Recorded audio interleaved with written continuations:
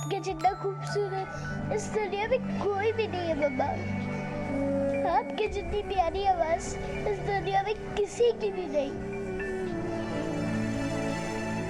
तुम हमेशा mummy mummy क्यों बोलते हो? तुम्हारे पापा नहीं है क्या? पापा? हाँ है ना, मेरे पापा भी तो है। ये है मेरे पापा।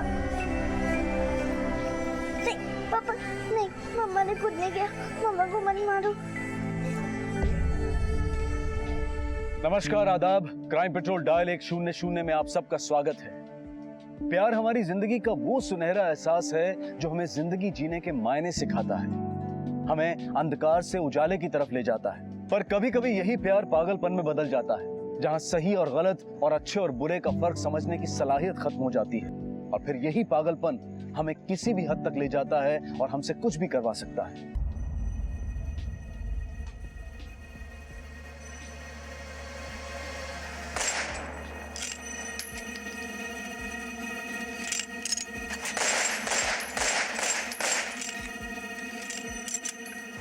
पूरा पूरा दिन बस टीवी देखती रहे। और आप आदित्य, इसको मना करने के बजाय इसके साथ में बैठकर टीवी देख रहे हो। अब ठीक है ना अर्चना, बच्ची तो है। टीवी में ध्यान रहेगा तो पढ़ाई क्या खाक करेगी। सुनो, नाश्ता फिनिश करो तुम, मैं जूस लेके आ रही हूँ।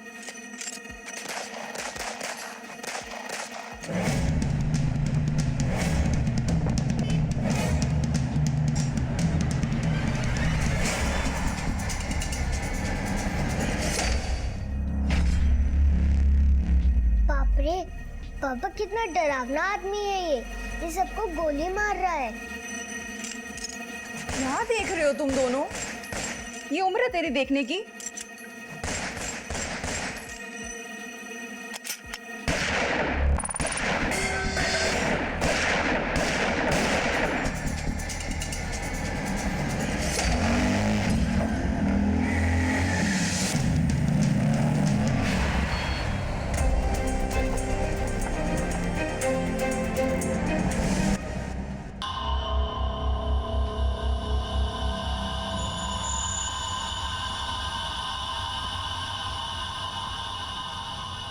हमें यहाँ गोली चलने की खबर मिली है। गोली? पर यहाँ तो ऐसा कुछ भी नहीं हुआ है सर। हाँ, वो मेरी बेटी टीवी देख रही थी, टीवी में ही गोलियां चल रही थी। मुझे लगता है कि किसी को गलतफहमी हुई है और उन्होंने आपको फोन कर दिया। आप लोग यकीन से कह सकते हैं? जी सर। वैसे आप लोग यहाँ के लगते नहीं, पहली बार देखा है। सर आप सही कह रहे हैं, हम लोग यहाँ नहीं रहते। मेरा नाम आदित्य है और ये हमारा पुश्तैनी मकान है। मैं यहाँ अपनी फैमिली के साथ छुट्टियाँ मनाने आया हूँ। ये मेरी वाइफ अर्चना और ये हमारी बेटी रुचि। सर सॉरी, आप लोगों को हमारी वजह से तकलीफ हुई। हम ध्यान रखेंगे आगे से कि टीवी की आवाज़ ज़्यादा ना हो। सर इस घर में कुछ ठीक नहीं लग रहा। घर वालों के मुताबिक घर पे किसी ने गोली नहीं चलाई, लेकिन कोई हमें झूठी इन्फॉर्मेशन क्यों देगा? अनुज, देखने में तो सचमुच ऐसा लग रहा है जैसे यहाँ कोई गोली नहीं चली, लेकिन इतनी बड़ी गलतफहमी किसी को कैसे हो सकती है? अनुज, एक बार उस आदमी से चल के मिलते हैं जिसने हमें ये इन्फॉर्मेशन दी थी। सर वो यहीं पास में रहते हैं। आदित्य, आज किस्मत अच्छी थी जो हम बच गए। अर्चना, आज अगर तुम ना होती तो शायद हम जिंदा नहीं होते। वो तो अच्छा हुआ कि ऐन वक्त पर तुमने उस आदमी को देख लिया, वरना न जाने आज क्या हो जाता। क्या देख रहे हो तुम दोनों? ये उम्र है तेरी देखने की?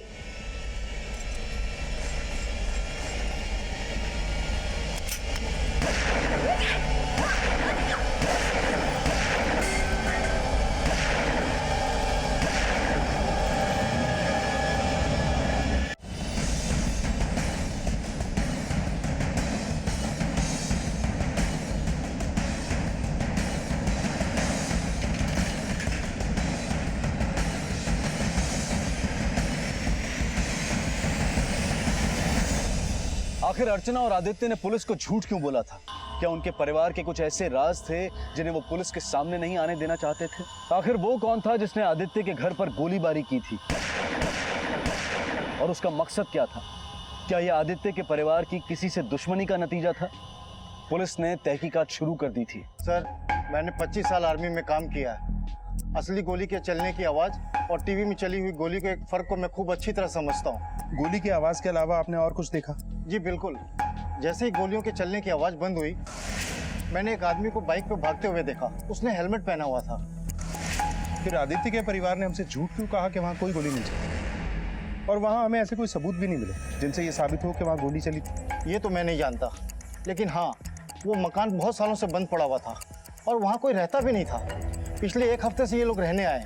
और सर, गोली चली है ये तो 100% पक्का है। अच्छा, जिस आदमी को आपने हेलमेट पहन के भागते हुए देखा, उसकी बाइक का नंबर याद है आपको? मुझे बाइक का पूरा नंबर तो याद नहीं, लेकिन हाँ, आखिर के 3 नंबर मुझे याद हैं, 219। इस बात की तो कोई गुंजाइश ही नहीं है कि ये आदमी झूठ बोल रहा है। एक आर्मी ऑफिसर गोली की आवाज़ ना पहचाने, ये तो हो ही नहीं सकता। अगर ये सच बोल रहे हैं तो आदित्य का परिवार जरूर हमसे कुछ छुपा रहा है। इस बाइक के बारे में पता करो, पूरी डिटेल्स निकलवाओ। सर, मम्मा, मुझे बहुत डर लग रहा है। मम्मा है ना आपके पास, कुछ भी नहीं होगा। आज की तरह कल भी ऐसा हुआ तो? ऐसा कुछ नहीं होगा रुचि, कोई नहीं आएगा कल। चलो आप सोने की कोशिश करो। हाँ, मम्मा आपको लोरी सुनाती है। बिटिया रानी,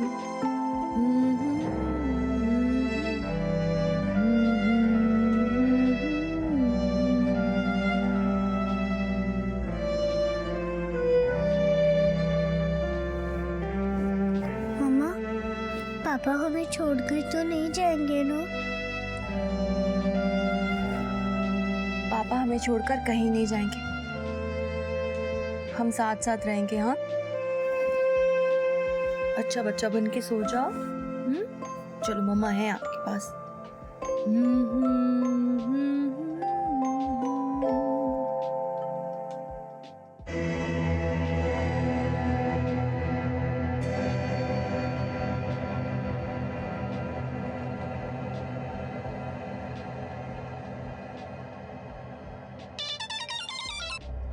काव्या तुम कहाँ हो? मैं कब से तुम्हारे कॉल का वेट कर रहा था। राजेश, मैं जो कुछ भी कर रही हूँ हमारे लिए ही कर रही हूँ ना। मुझे पता है, फिर भी क्या राजेश, तुम प्यार करते हो ना मुझसे? काव्या, मरते दम तक तुमसे प्यार करता रहूंगा मैं। तुम बस जल्दी से अपना काम खत्म करके यहाँ पर मेरे पास वापस आ जाओ। काव्या, मैं बिल्कुल अकेला पड़ गया हूँ। मैं जल्दी ही कुछ करती हूँ। अर्चना के साथ जो हो रहा था उसे देखकर यह लग रहा था कि वो जरूर दोहरी जिंदगी जी रही थी। जहां एक तरफ लोग उसे अर्चना के नाम से जानते थे, तो वहीं राजेश नाम का एक आदमी उसे काव्या कहकर बुला रहा था। आखिर उस आदमी का अर्चना से क्या ताल्लुक था? क्या थी इस औरत की असली पहचान और क्या था उस दिन हुए हमले का सच? बहरहाल पुलिस ने उस बाइक का पता लगाया जिस बाइक पर वो गुंडा उस रोज अर्चना के घर गोलीबारी करने आया था। सर, यही है छज्जू का अड्डा। वो हमेशा यही रहता है अपने चेलो के साथ। यहाँ पे? हाँ सर। देखते हैं किसकी रानी होती है। रानी तो मेरी है।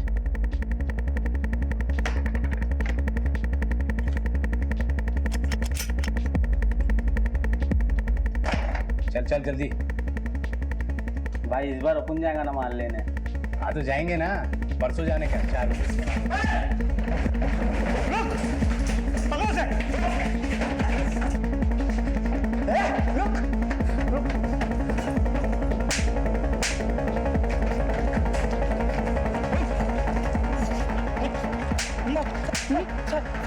तू छज्जू है? नहीं साहब, मैं छज्जू नहीं हूँ।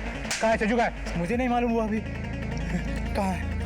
उसे किसी परिवार को मारने की सुपारी मिली थी, सच पता है तुम्हें? सर, उसने सुपारी ली थी, ये तो बताया था उसने, लेकिन किसे मारना है और किसने सुपारी दी छज्जू ने मुझे नहीं बताया साहब। छज्जू का फोटो है तेरे पास? हाँ सर, है ना। ये सब चल। सर, सत्या के बाद से ये तो पक्का हो चुका है कि उस फैमिली पे किसी ने फायरिंग की, लेकिन वो परिवार ये बात हमसे छुपा क्यों रहा है? गोली? पर यहाँ तो ऐसा कुछ भी नहीं हुआ है सर। नम्रता, ये राज सिर्फ छज्जू खोल सकता है, क्योंकि जो छज्जू जानता है उस परिवार को कौन मरवाना चाहता था। ये छज्जू के फोटो को आसपास के सभी पुलिस स्टेशन में सर्कुलेट करो और इस नदी किनारे वाले पेड़ पे हमारे सभी खबरियों को नजर रखने को बोलो। सर,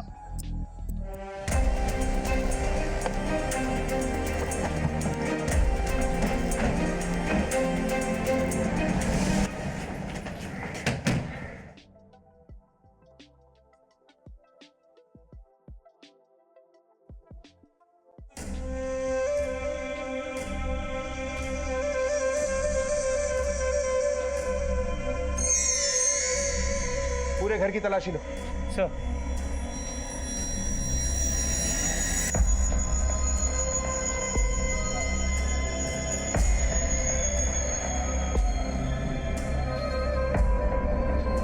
सर इसकी भी अर्चना कहीं नजर नहीं आ रही और कहीं कोई मर्डर वेपन भी नहीं मिला।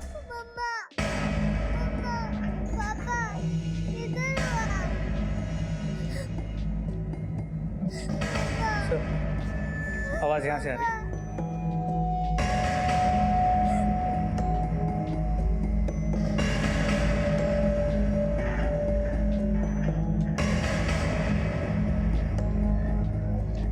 डोरन, आप कबर्ड में कैसे आई? नम्रता, इसे बाहर ले जाओ।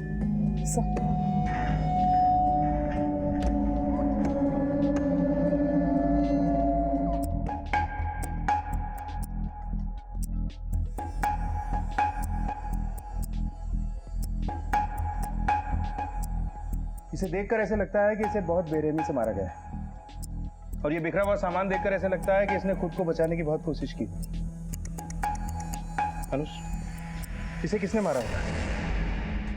छज्जू के पास गन थी, लेकिन इसे किसी धारदार चीज से मारा गया है।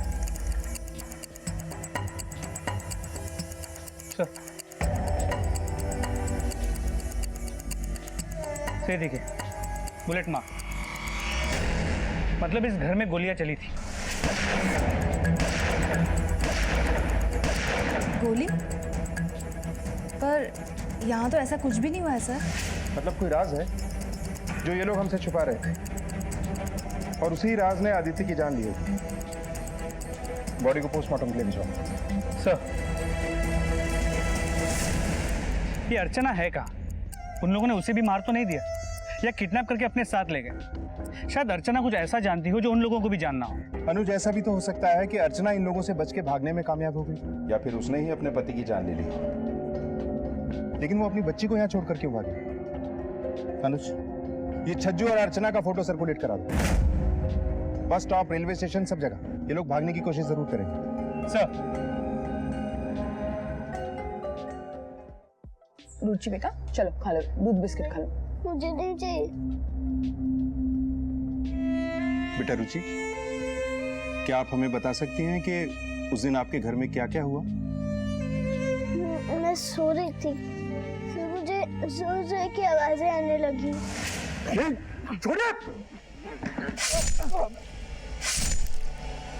दरवाजे के पास गई, लेकिन मुझे डर लगने लगा और मैं कबर्ड में जाके छुप गई।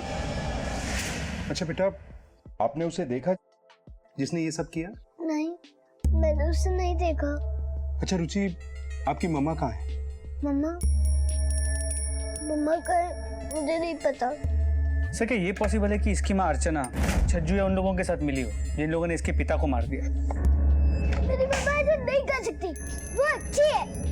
मुझे मेरी मम्मा के पास जाना है, मुझे मेरी मम्मा के पास ले चलो, मुझे मेरी मम्मा के पास जाना है। अमृता, इसे एनजीओ ले जाओ। मुझे मेरी मम्मा के पास जाना है, मुझे मेरी मम्मा के पास ले चलो। सर, एक आदमी आया है, वो कह रहा है कि उसने अर्चना को भवाना रेलवे स्टेशन पर देखा है। देखा उसे? जी सर। तुम्हें पक्का यकीन है कि ये वही औरत है? हाँ सर, मैंने इसे स्टेशन पे देखा था, ये ट्रेन का वेट करे थे। सर फिर मेरी नज़र स्टेशन पे लगे वांटेड पोस्टर पड़ी, सोचा आपको इन्फॉर्म कर दो। अच्छा, ये अकेली थी या इसके साथ कोई और भी था? सर जहाँ तक मुझे याद है ये अकेली थी सर।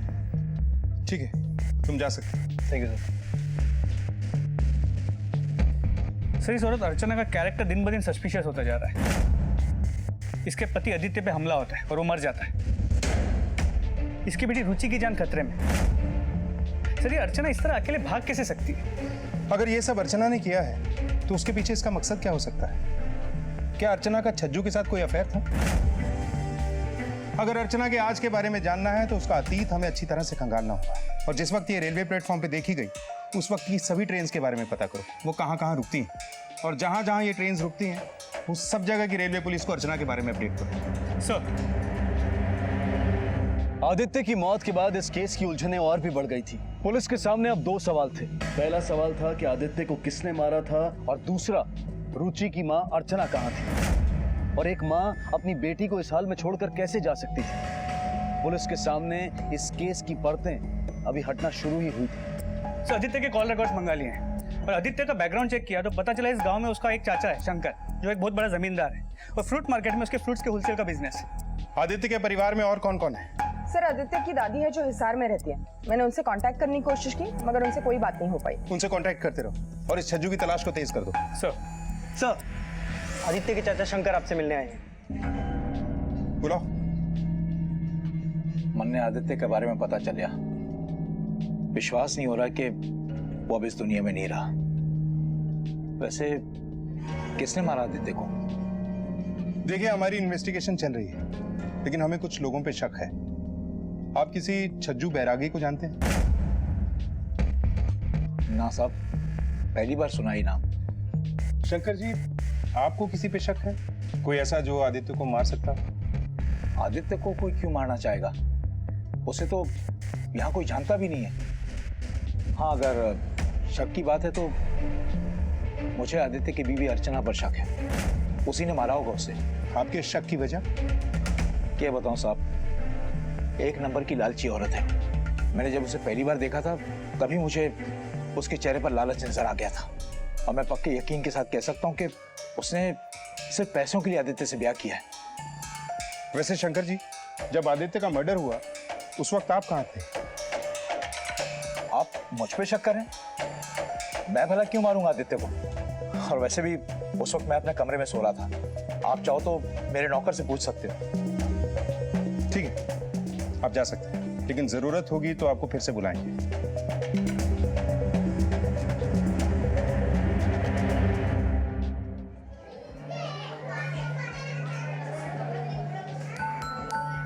आपके जितना खूबसूरत इस दुनिया में कोई भी नहीं है मम्मा।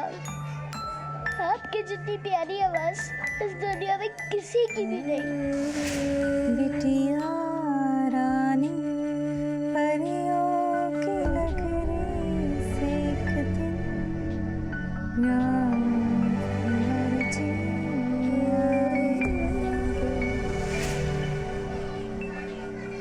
तुम हमेशा मम्मी मम्मी क्यों बोलते हो? तुम्हारे पापा नहीं है क्या? पापा है ना, मेरे पापा भी तो है। ये है मेरे पापा। नहीं पापा नहीं, मम्मा ने खुद नहीं किया। मम्मा को मत मारो।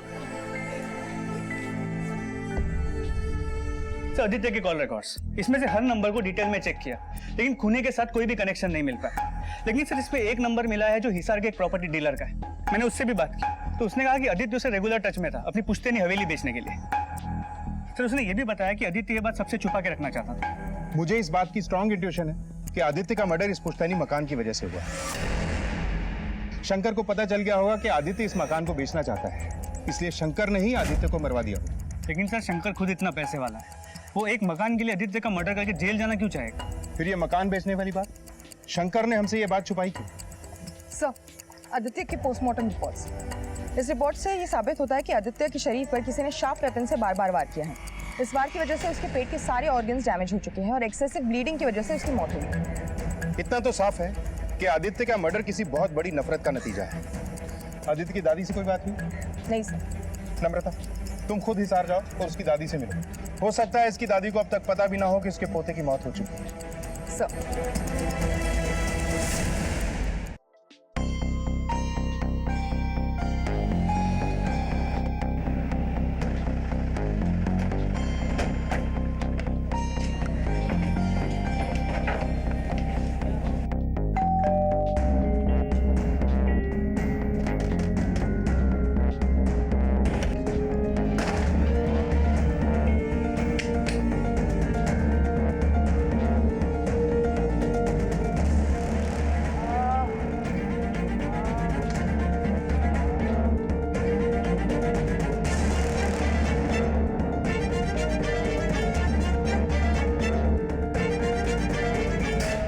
तबीयत तो बहुत खराब लग रही है, एम्बुलेंस को बुलाओ जल्दी।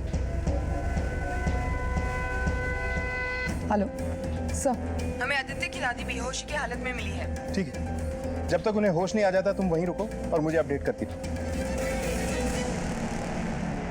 क्या ये आप क्या कह रहे हैं? आदित्य हमारा पुश्तैनी मकान बेचने वाला था? ऐसा तो हो ही नहीं सकता कि आपको इस बात के बारे में पता ना हो। पैसे के मामले में इस गांव के सबसे बड़े आदमी आप हैं। छोटी से छोटी बात भी आपके कानों में जरूर आती होगी। आप जो कह रहे हैं वो सही है। हो सकता है इस बात का पता मुझे इसलिए नहीं चला होगा क्योंकि उसने मकान बेचा नहीं है। अगर बेचा होता तो सबसे पहले इस बात का पता मुझे चलता। मतलब आपको सचमुच ये बात पता नहीं? देखिए, आप बात घुमा फिरा के मत कीजिए। मुझे पता है कि आपको मुझ पे शक है, लेकिन मैं आपको साफ साफ बता दूं कि उस मकान से मेरा कोई लेना देना नहीं था। और उस मकान को छोड़े तो सालों बीत चुके हैं और मैं चाहूं तो उस मकान से 10 बड़े मकान बनवा सकता हूं। आप नहीं तो ऐसा कौन है जो आदित्य को मारना चाहे, जबकि इस गांव में उसे कोई पहचानता भी नहीं? मैं आपसे पहले भी कह चुका हूं, ये काम उसकी बीवी अर्चना का किया करा है, लेकिन आप मेरी बात मानते ही नहीं। और मकान बेचने की सलाह भी उसकी बीवी ने दी होगी, क्योंकि उसे चाहिए तो सिर्फ पैसा। आदित्य तो बेचारा ऐसा सोच भी नहीं सकता।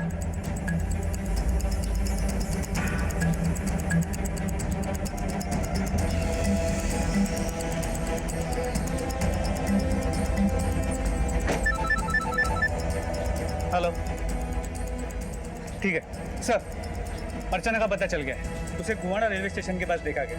उसके साथ के एक पैसेंजर ने उसे पहचान लिया।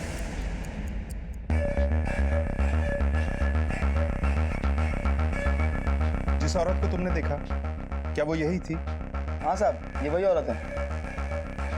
ये अकेली थी या इसके साथ कोई और भी था? सर, ये अपने पूरे परिवार के साथ सफर कर रही थी।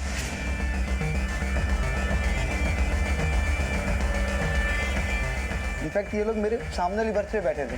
और हाँ साहब, इसके पति के हाथ में चोट लगी थी। इसने खुद से उसकी मरहम पट्टी की, अगले स्टेशन पे उतर के पैरासीटामोल की गोली और टेटनस का इंजेक्शन लेने की बात कर रहे थे। ठीक है, तुम जा सकते हो। सर, ये हो कैसे सकता है? ये अर्चना तो आदित्य की बीवी है। ये दूसरी फैमिली कहां से? ये अर्चना बहुत बड़ी फ्रॉड लगती है। मतलब इसने पहले खुद आदित्य को मारा और फिर बुआना से ट्रेन में चढ़ी जहां पे उसकी फैमिली पहले से बैठी हुई थी। वो लड़की रुचि इसकी बेटी है या नहीं, हमें इस राज की तह तक पहुंचना है। और कौन है ये औरत और बवाना में क्यों आई थी? इस आदमी के मुताबिक ये लोग स्टेशन पे उतरकर पैरासीटामोल और टेटनस का इंजेक्शन लेने की बात कर रहे हैं। स्टेशन के आसपास जितने भी मेडिकल स्टोर और हॉस्पिटल हैं, सब में पूछताछ करो। सर, पुलिस ने शक की बुनियाद पर तमाम मेडिकल स्टोर से पूछताछ की और उनके हाथ आखिरकार कामयाबी लग ही गई। हाँ साहब, ये औरत हमारे आई थी, पैरासीटामोल और टेटनस की इंजेक्शन ले गई थी। और कुछ बता सकते हो? वो लोग लॉज के बारे में पूछ रहे थे। यहीं पास में एक पार्कव्यू लॉज है, उसके बारे में मैंने बताया था।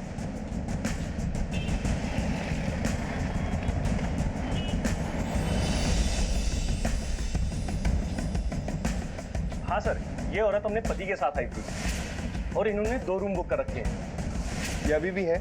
हाँ सर।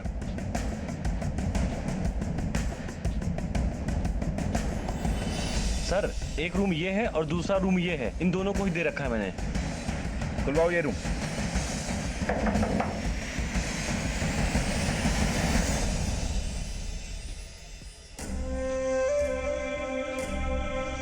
सांसें चल रही हैं।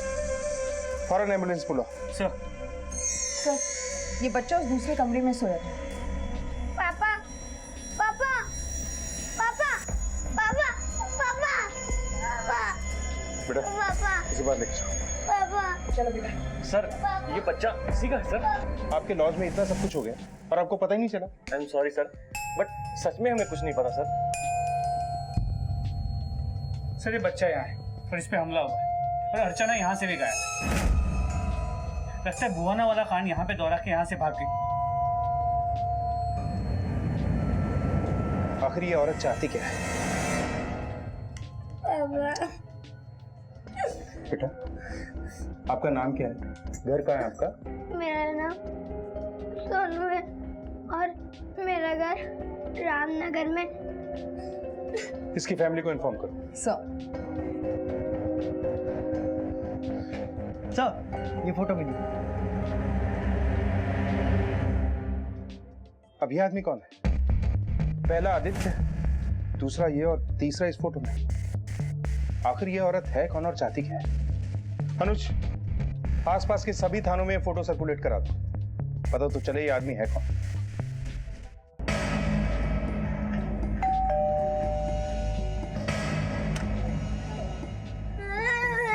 सोनू, क्या हुआ बेटा? पापा क्या हुआ पापा को? मेरे पति हैं। वो अस्पताल में उन पे हमला हुआ है। ये सब कैसे हुआ और आप इसे यहाँ कैसे लेके आए? क्या आप इससे पूछ के बता सकते हैं वो किसी और औरत को माँ क्यों बोल रहा था ट्रेन में? बेटा, आप किसी और को मम्मा बोल रहे थे? पापा ने कहा था उन्हें भी मम्मा बोला था।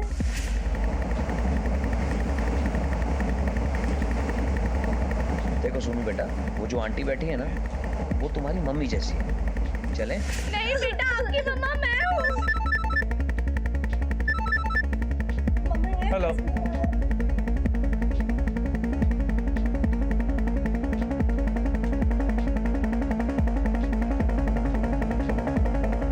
ठीक है। ये औरत तुम्हारे साथ ट्रेन में सफर कर रही थी और हमें पता है कि ये तुम्हारी बीवी नहीं। सच सच बताओ ये कौन है और तुम्हारी हालत किसने की? सर, इसका नाम सपना है।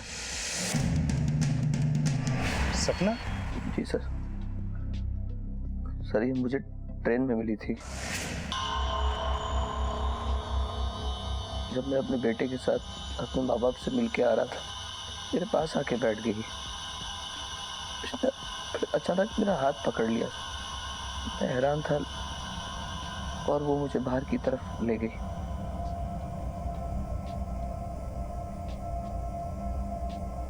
फिर हमें एक दूसरे की बातें अच्छी लगने लगी। हमारी दोस्ती हो गई। मैंने जब इससे अपने बिजनेस के बारे में बात की तो पता नहीं क्यों कुछ ज़्यादा ही अट्रैक्ट हो गई मेरी तरफ और उसने मुझसे कहा कि वो सब कुछ कर सकती है मेरे लिए जिससे मुझे खुशी मिले। लेकिन सर, मैंने उसकी बातों को अनसुना कर दिया और वापस अपनी सीट पे जाके बैठ गया। लेकिन सर, वो फिर आई और उसने मेरे कान में कहा कि क्या तुम मेरे साथ एक रात के लिए लॉज में चल सकते हो? मैं शॉक था सर, लेकिन उसने मुझे इस तरह से कन्विंस किया कि मैं खुद को रोक नहीं पाया। फिर उसके बाद मैंने अपने बेटे सोनू को एक वीडियो गेम का लालच दिया।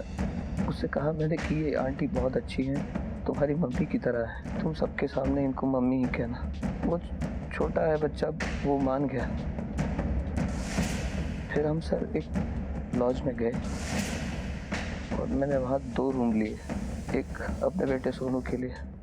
वहाँ हम दोनों ने रात भर एक ही कमरे में साथ बिताई। लेकिन जब सुबह मेरी आँख खुली तो मैंने देखा कि वो सामान बैग में जल्दी जल्दी भर रही थी। फिर मेरी निगाह मेरी रिंग्स और चेन पे पड़ी तो कुछ भी नहीं था। मैं अचानक उसकी तरफ भागा, उसको रोका और वो बॉटल मेरे सर पर मार दी और भाग गई। शायद जिंदगी की सबसे बड़ी गलती यही थी मेरी। मैंने अपनी बीवी से विश्वासघात किया। इस आदमी को जानते हो तुम? नहीं सर। ये औरत कितने चेहरे लिए घूम रही है? इसकी असली पहचान है क्या? आदित्य के लिए अर्चना थी, अनुराग के लिए सपना। इसका असली नाम भी नहीं जानते हम लोग। अनुज, इस औरत तक पहुंचने का हमारे पास यही एक जरिया है, ये फोटो जो हमें लॉज से मिली। हो सकता है ये इसकी फैमिली फोटो और ये आदमी इसका पति हो सकता है। अगर हम इस आदमी तक पहुंच जाएं तो हमें पता चल जाएगा ये औरत है कौन और चाहती क्या है। और वो बच्ची रुचि जो हमें बोवाना कांड में मिली थी, उसने भी हमें अब तक कुछ नहीं बताया। शायद वो कुछ जानती।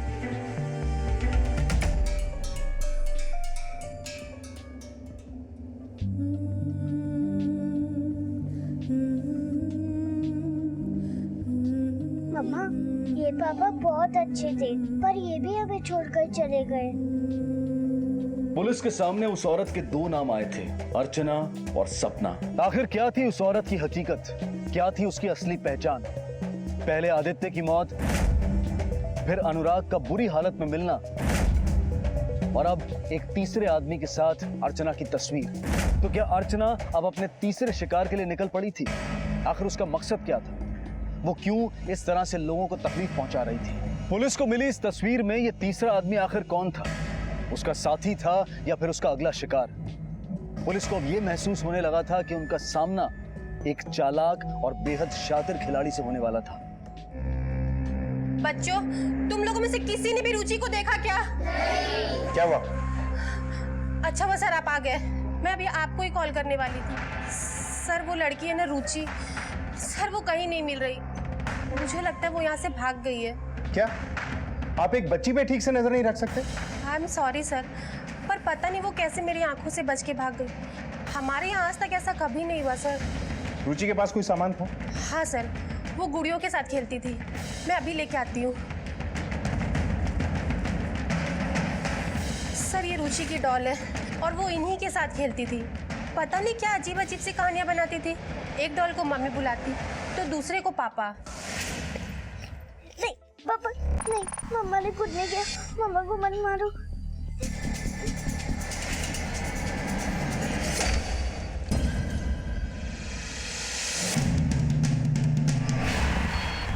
सर, ये फोटो में लॉज से मिला था। रुचि ने इस डॉल के चेहरे पे इसी तरह दाढ़ी बनाई है जैसे इस आदमी के चेहरे पे। अनुज, इस रुचि को हमें जल्द से जल्द ढूंढना होगा। इसकी फोटो भी सर्कुलेट करवा दो। सर। बच्चों, आप में से सचमुच किसी को नहीं पता कि रुचि कहाँ है? सर, नम्रता का फोन था। आदित्य के दादी को होश आ गया।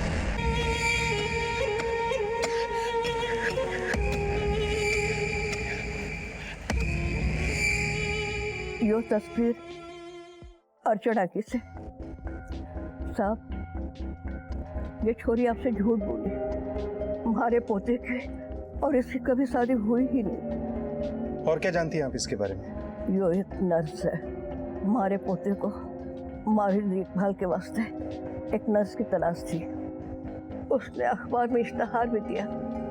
इश्तहार पढ़ के ये हमारे पास आई। पर साहब, यो छोरी मैंने शुरू से ठीक नहीं लगी। नमस्ते दादी जी, आपको कुछ भी ज़रूरत हो, कुछ भी खाने का मन करे ना, तो आप मुझे बताइएगा। अरे अभी से खाना क्यों लेके आई? ये मैं आदित्य के लिए लेके आई हूँ। मेरे लिए? लेकिन अभी तो मैंने खाया। क्या अभी? इतना टाइम हो गया खाए हुए। चलिए, मैंने आपकी फेवरेट सब्जी बनाई है। बिल्कुल ख्याल नहीं रखते हो अपना। जैसे जैसे वक्त बीतता गया वैसे वैसे मेरा सब हकीकत में बदलता गया। जो अर्चना हमारे पोते को अपने प्यार के जाल में फंसाकर उसका पैसा हड़पना चाहती थी, और हमारा पोता आदित्य भी उसके चंगुल में फंसता रहा। साहब, हमारा शक बिल्कुल सही निकला। अर्चना ने हमारे पोते को बहका कर गाँव के पुश्तनी मकान के कागजात पर हमारा अंगूठा ले लिया, जबरदस्ती।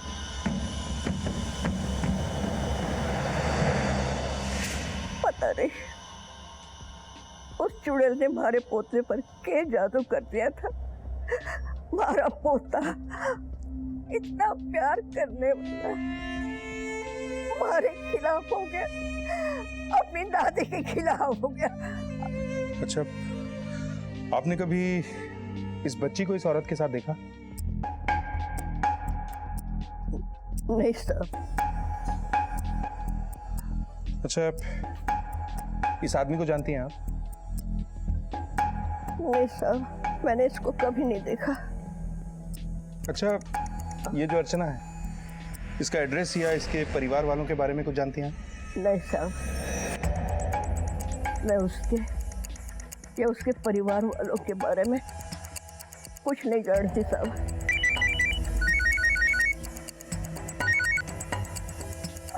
हेलो नम्रता, खबरियों से इन्फॉर्मेशन मिली है कि छज्जू को नदी किनारे वाले पेड़ के पास जाते हुए देखा गया है। मैं एक टीम लेके वही जा रहा हूँ।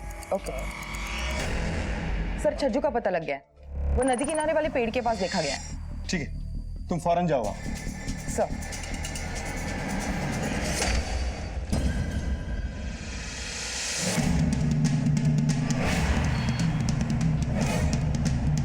छज्जू,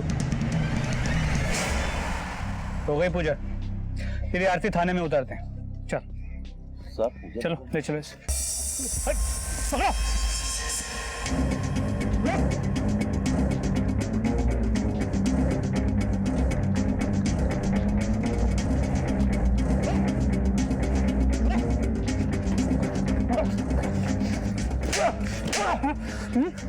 बोल साहब क्या किया मैंने? आदित्य को मारने की सुपारी किसने दी थी?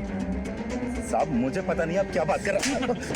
साहब बताता हूँ साहब, मुझे तो बस आदित्य और उसके परिवार को डराने के लिए भेजा था साहब। मैंने उसे जान से मारने की सुपारी नहीं ली थी। ये कांड करने के लिए किसने बोला था?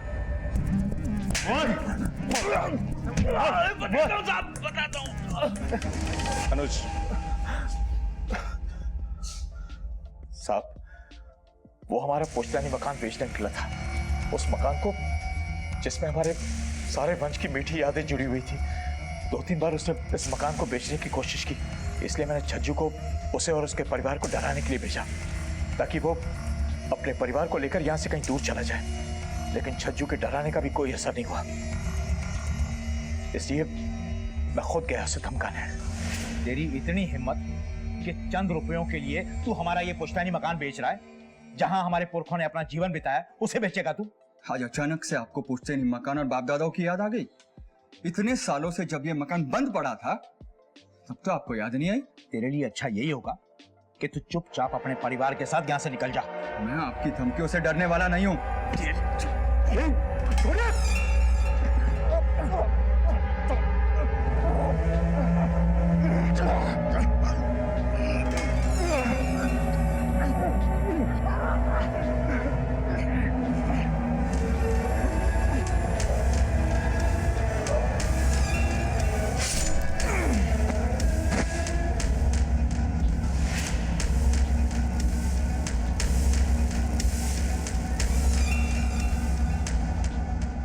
सर, इस आदित्य का मर्डर केस तो सॉल्व हो गया, लेकिन वो औरत जो अपने आप को आदित्य की बीवी बता रही थी, अर्चना, उसका अब तक कुछ पता नहीं लगा है। और उन दोनों की बेटी रुचि, उसकी भी कोई खबर नहीं है। सर, कुछ समझ में नहीं आ रहा। ये लड़की अर्चना और सपना बहुत ही चालाक है। शंकर को भी पता नहीं चला कि ये आदित्य की बीवी नहीं है। हो सकता है ये किसी नए शिकार की तलाश में है। इससे पहले कि ये किसी और को अपना शिकार बनाए, हमें इसे ढूंढ निकालना।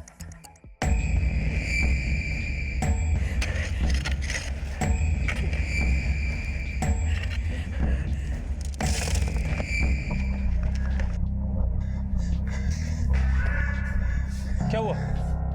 तो तुम्हारे कपड़ों पे खून कैसे लगा? सर, थोड़ी देर पहले पंचशील कॉलोनी में मैं एक औरत से टकराया।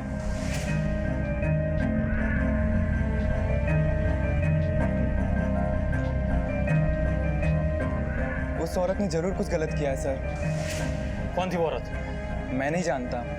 स्केच बनवा सकते हो? हाँ सर। मिश्रा। सर,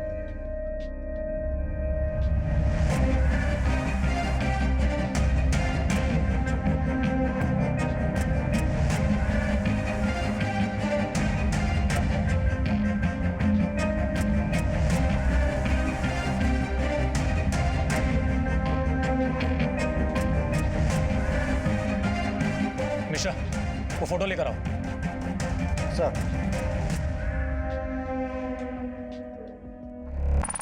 सर,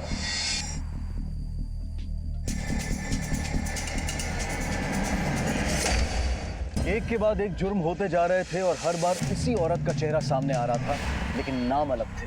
आखिर वो ऐसा क्यों कर रही थी और उसका मकसद क्या था? 2 राज्यों की पुलिस इस बहुरूपी औरत को बड़ी शिद्दत से ढूंढने में लगी हुई थी, लेकिन अब तक उनके हाथ कोई कामयाबी नहीं लगी थी। पर क्या किसी और हादसे से पहले पुलिस उसे पकड़ पाएगी? इस शातिर मुजरिम की कहानी को हम पूरा करेंगे कल रात 11:30 बजे इस केस के दूसरे और आखिरी भाग में। अब मैं अनूप सोनी आपसे विदा लेता हूं, फिर मुलाकात होगी। तब तक अपना और अपने परिवार का ख्याल रखें और देखते रहें क्राइम पेट्रोल डायल 100। सबक एक को सीख हम सबको। जय हिंद।